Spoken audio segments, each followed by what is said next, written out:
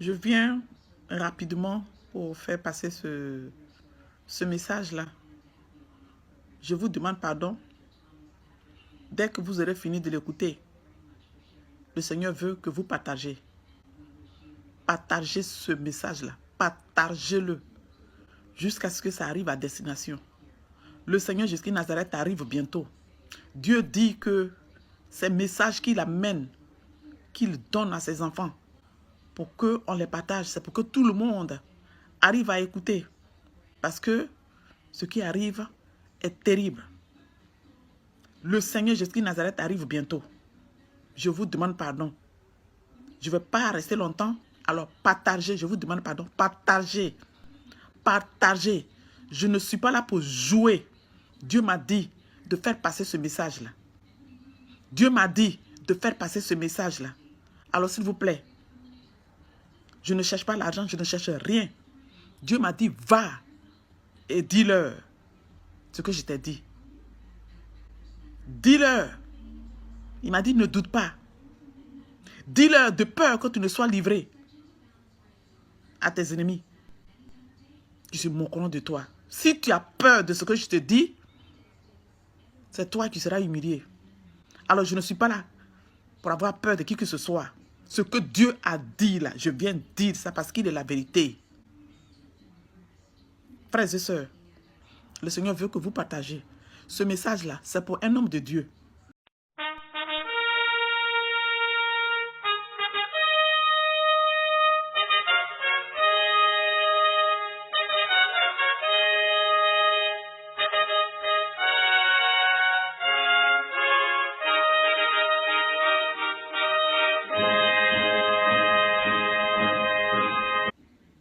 Alors, quel est le message? Ce message-là est pour le pasteur. Saint-Esprit, rappelle-moi, parce que je ne le connais pas. Son nom, Tunasi. Tunasi. Le pasteur Marcelo Tunasi. Merci Saint-Esprit. Notre Dieu qui nous connaît. Tous. Ce message-là est pour le pasteur Marcelo Tunasi. Dieu a dit. Si vous le connaissez, véhiculez ce message-là pour que ça arrive à destination, pour que l'homme de Dieu apprenne le message. J'étais en train de prier, frères et sœurs, et le Saint-Esprit m'a enlevé. Dieu m'a enlevé, il m'a amené dans un pays que je ne connais pas. Arrivé dans ce pays, il y avait deux quartiers différents. Il y avait un quartier résidentiel, mais très beau. Très beau, je vous dis, frères et sœurs. J'étais sidéré, j'étais dépassé, je regardais le quartier. Et du coup, le Saint-Esprit m'a amené dans une maison où je me suis retrouvé avec ma famille, dans ce quartier résidentiel. J'ai dit, comment ça? Je suis dans la maison avec ma famille, hein? Ma mère, ma famille et mon père. Mais mon père est déjà mort. Je ne comprenais pas, je me disais, mais c'est pas possible. Un quartier résidentiel que je n'ai jamais habité, moi-même. Vous comprenez, frères et sœurs? Et il y avait un autre quartier, précaire. Ce quartier-là était très mauvais. Il y avait la boue, très sale, mais était très éloigné du quartier résidentiel. Pendant que je regardais le quartier de très loin, le Saint-Esprit m'a soulevé. Il m'a enlevé de là où j'étais, dans le quartier résidentiel, dans la maison où j'étais avec ma famille. Le Saint-Esprit me poussait, m'a amené dans le quartier précaire.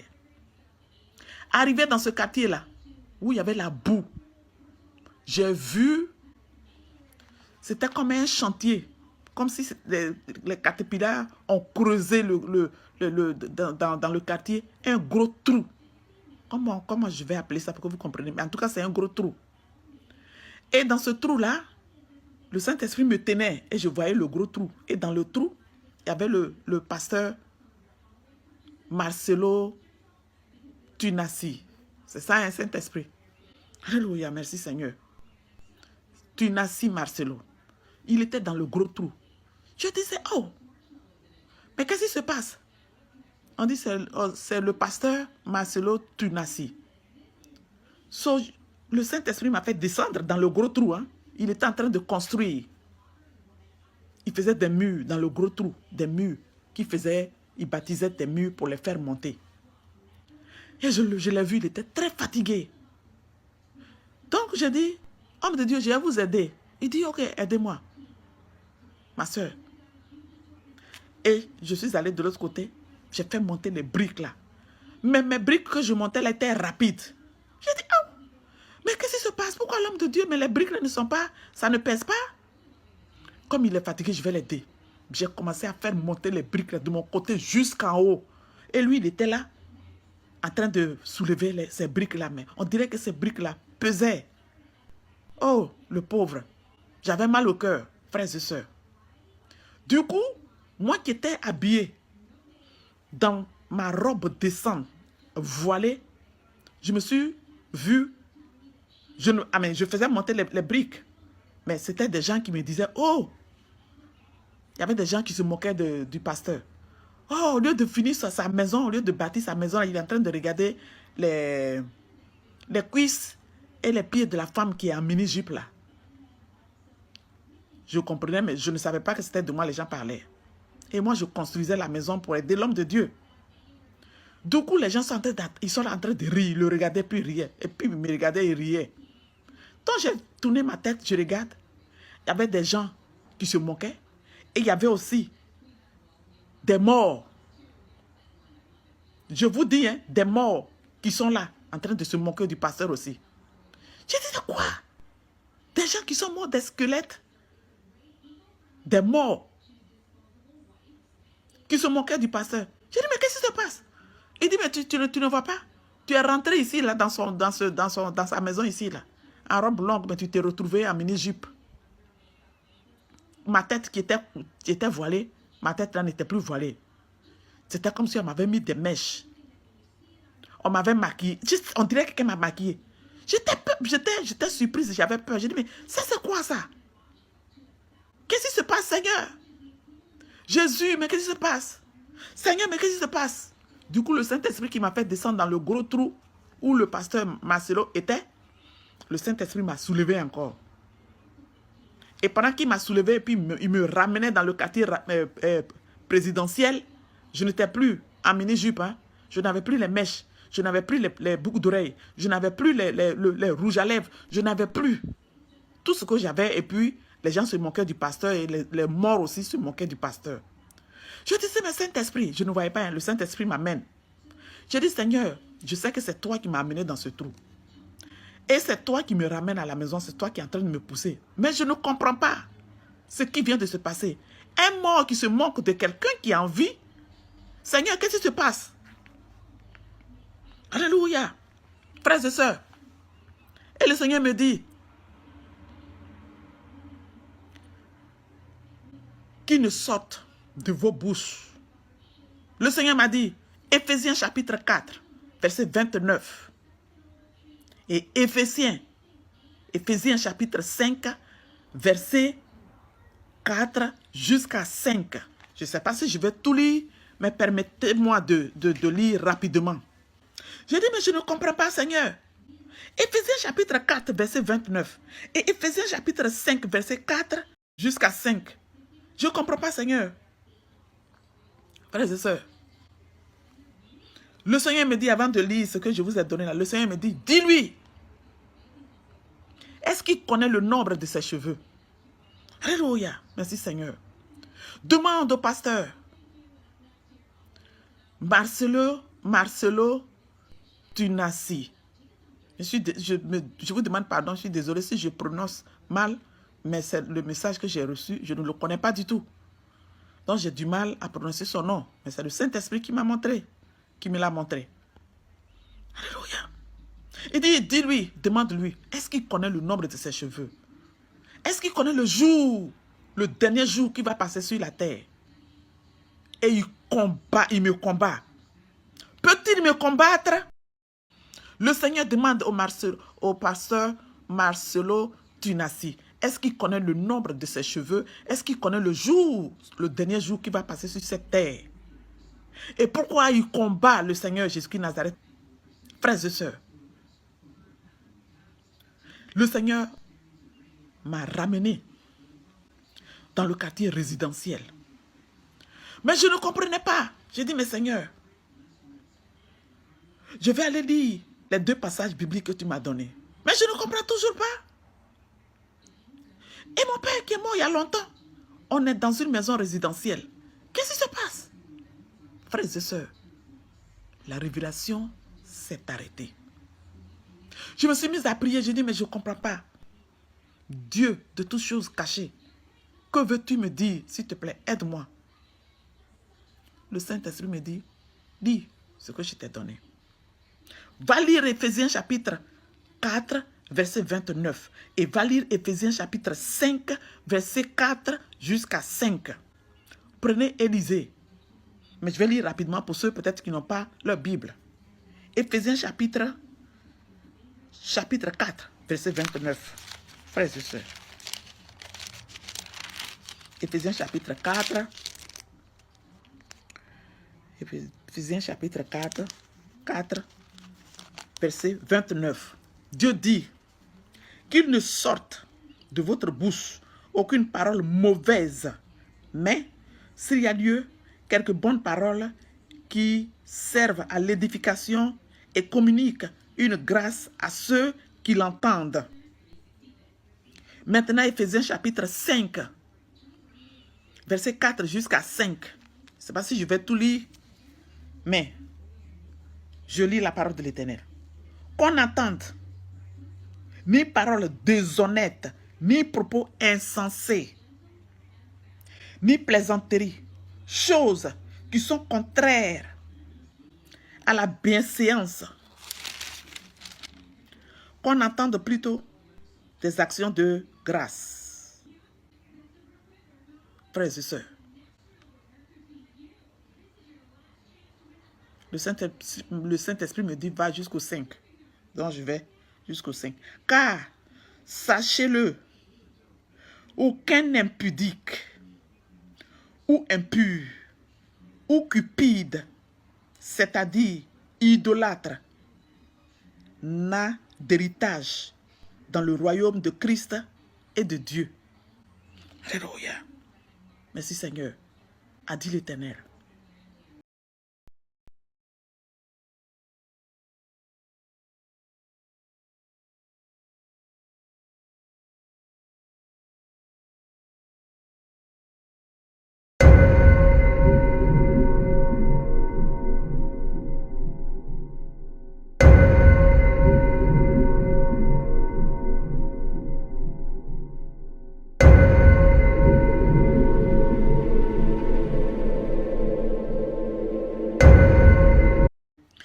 J'ai fini de lire, j'ai dit, mais Seigneur, j'ai fini de lire, comme tu m'as dit de lire.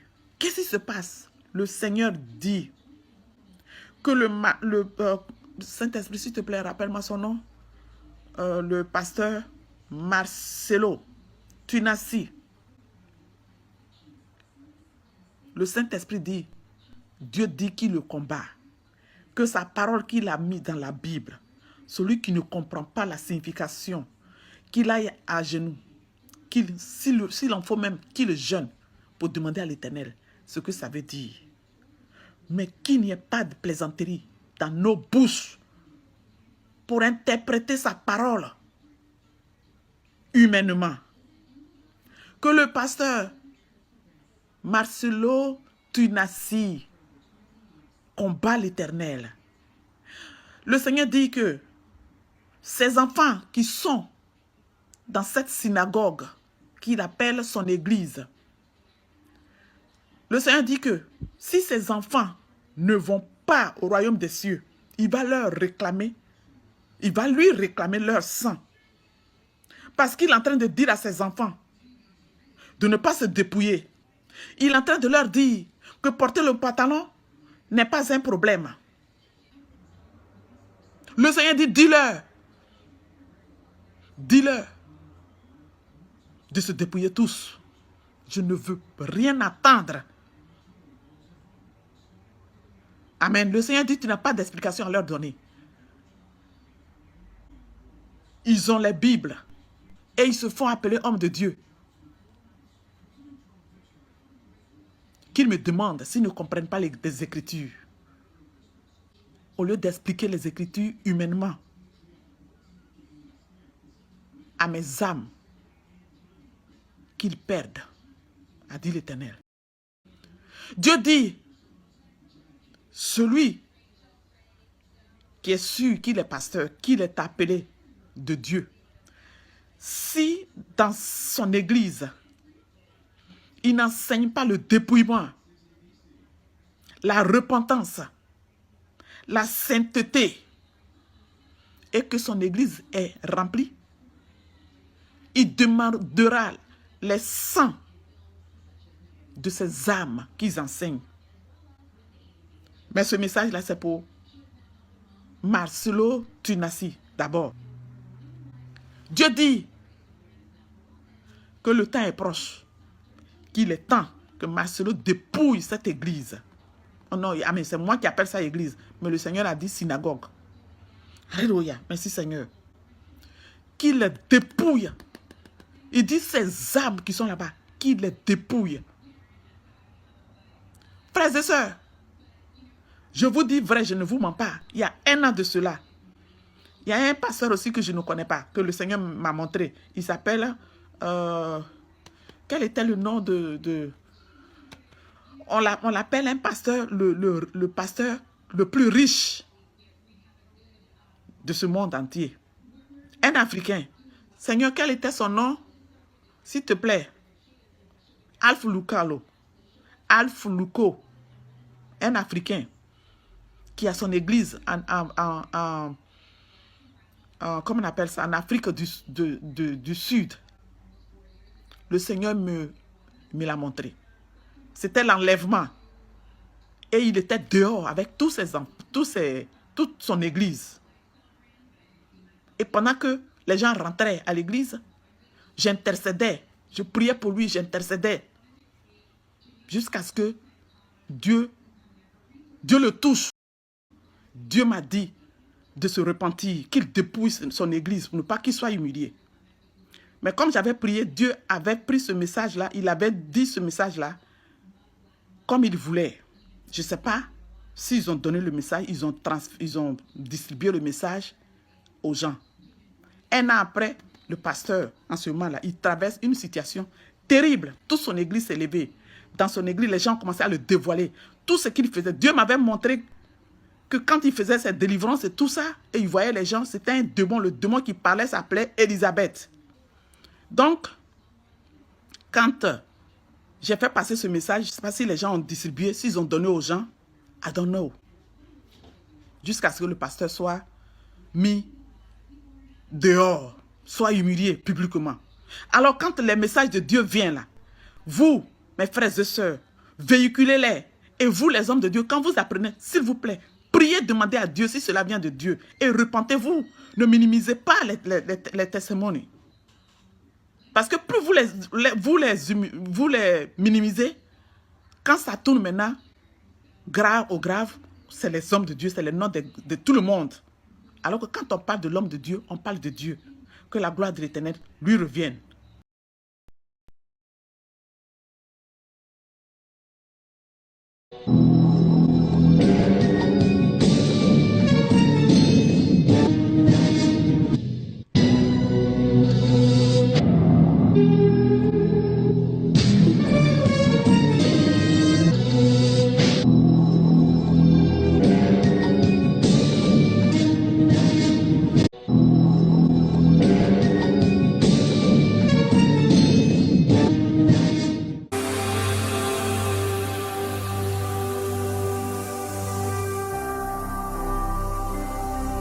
Jésus-Christ TV, vous connaîtrez la vérité et la vérité vous affranchira.